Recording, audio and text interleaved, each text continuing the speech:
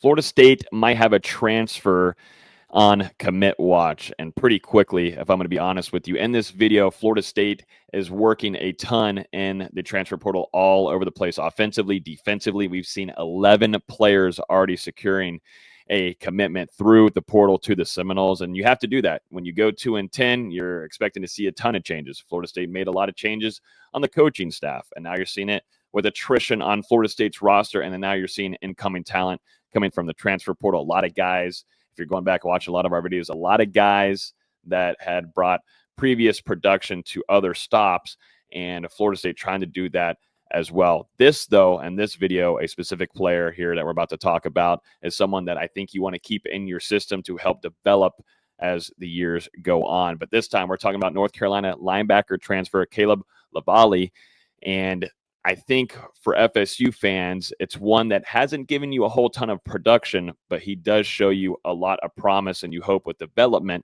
he can be a key contributor and eventual starter in your Tony White defensive system moving forward. Let's look at his size here, 6'1", 225 pounds. He came as a 3-star prospect committing to the Tar Heels in the 2022 class. He attended 2 visits to Florida State during his recruitment process, including a junior day visit in January and a visit in April before the spring game. So both sides really familiar with one another, and Florida State was one of the top schools too at the end of his recruitment before he ended up going and playing up there in North Carolina.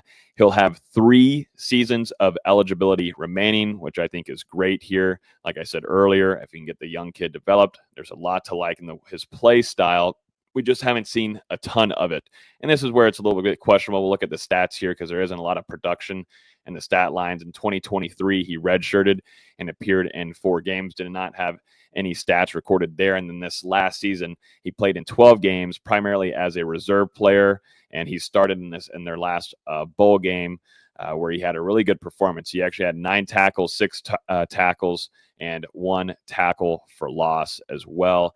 His career stats at North Carolina, 16 games played overall, 14 tackles, 1 tackle for loss, and 1 blocked punt. Looking at just a little bit of film on him, he's a guy that is aggressive. He likes to go after the ball, and he gets to where he needs to be quickly. And I think that's something Florida State, if you're looking at Tony White and what he likes to do in the linebacker room, it certainly fits that mold and that aggressive play style that White is going to be bringing as a defensive coordinator to the future of Florida State's defense.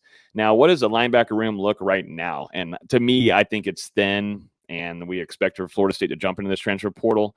You know, we're talking about LaVallee here, but I think they're still going to look for some guys that have shown some more production from you, and they're awaiting, once this bowl season ends, there is going to be a plethora of more guys entering the transfer portal. But in your room right now, you had Omar Graham Jr., who originally entered the transfer portal. Then when Florida State brought in Tony White and John Papuchis, which is Florida State's new linebackers coach. As we know, he was coaching special teams and defensive ends coach. Now with Terrence Knight coming in, the new defensive lines coach, he takes the entirety of that defensive line.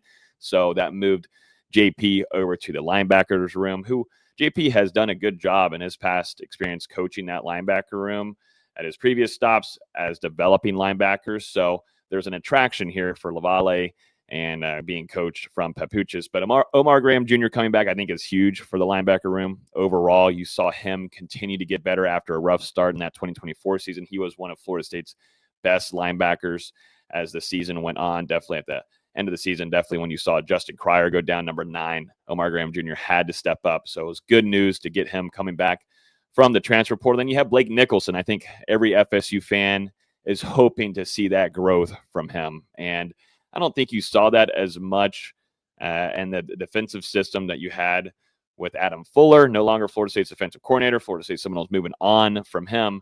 But you would like to see him develop because I think you see a lot of athleticism and you see the fit in Tony White's defense. When I'm talking about pursue and attack and be aggressive, that's something that I feel like with Blake Nicholson's athleticism and the way that he can play and his play style that you saw in his high school level, I think that's something that can fit well in the defense moving forward. And then you've got Justin Cryer, who sadly we saw that season-ending injury happen to him, who really ended up, I would say, one of Florida State's top standouts in the 2024 season. And he was no one we even talked about You usually have a few of those guys as well in seasons where they show out, they break out, which is great. But I mean, at that point too, Florida State and fans were calling for a youth movement and just anything new, really, to try to get some kind of momentum going. And that's why we saw more Justin Cryer. He ended up making plays. He's really good, vocal communicator, and has some talent as well. So mixing that all together, you feel really good about Cryer if he can come back fully healthy and recover.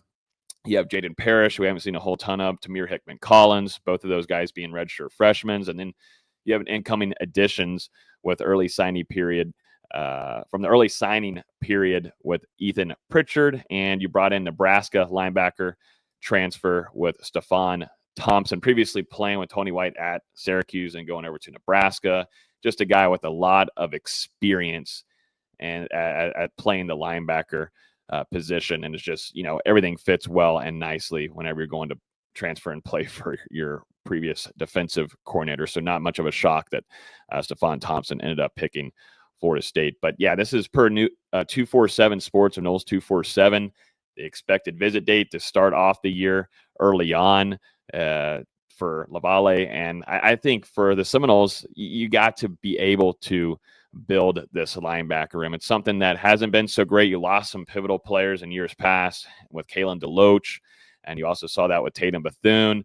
You didn't see great development. I did not like the kind of start that we saw from DJ Lundy as well. But yeah, I mean, that 3-3-5 defense, you got to have some guys with some depth. And I think I would not be shocked, though, if this is not, this is not the end, though, on what Florida State wants to do at that second level.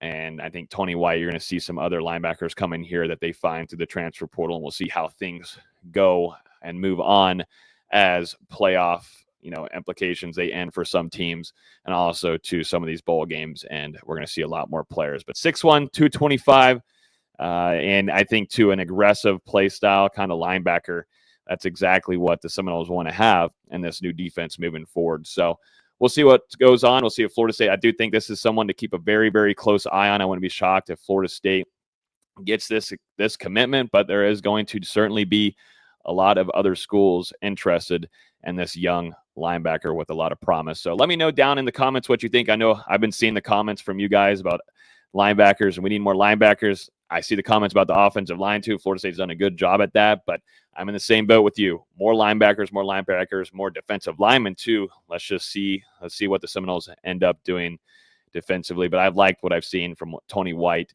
and I think there's a lot of promise too overall and what this scheme can look like with some of the personnel they're starting to build up and build this defensive side of the ball with. So let me know down in the comments. Like the video if you enjoyed it, and make sure you hit that subscribe button. We're trying to get to 20,000 before the 2025 season kicks off between Florida State and Alabama. Thanks for watching the video.